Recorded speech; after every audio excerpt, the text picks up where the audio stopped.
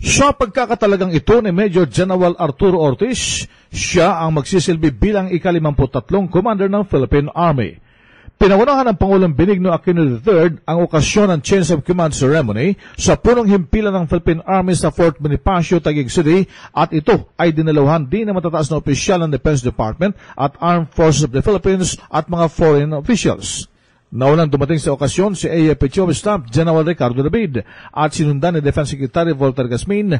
Alas 9 naman ng umaga nang dumating ang Pangulo sakay ng itim na Mercedes-Benz na may plakang 1. Siya ay sinalubong ni Lieutenant General Reynaldo Mapagu at binigyan ng arrival honors ang Pangulong Aquino sa pagpapaputok ng 21 gun salute. Dumalo rin sa okasyon ang pambansang kamao na isa ring reservist at sergeant ng Philippine Army na ngayon ay congressman sa Sarangani Province, Manny Pacquiao. Sa kanyang parting words, pinuri ni General Mapagu ang papalit sa kanyang posisyon si Major General Arturo Ortiz. At ngayon, sa aking pagsasali ng pamumuno ng Philippine Army, ako ay lubos na nagagalak ng ating kapalit ay isang pinuno na tunay na nakatawan sa kabayanihan ng bawat Pilipino sa pagkasalukuyang panahon.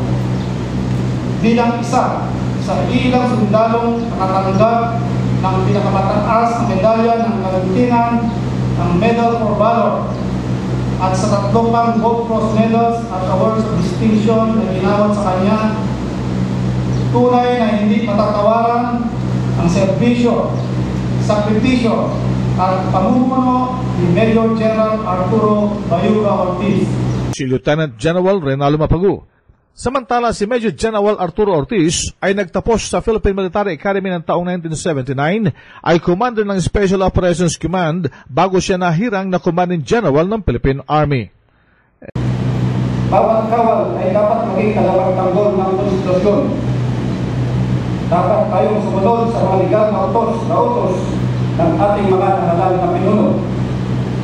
Dapat manatili tayong professional at dapat manatili tayong tapat sa ating mga gawain at katungkulan.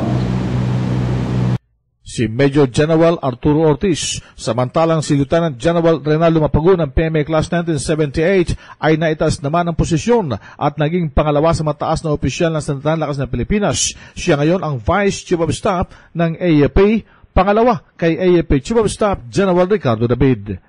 RH 911, Bing Formento ng DCRH Nationwide.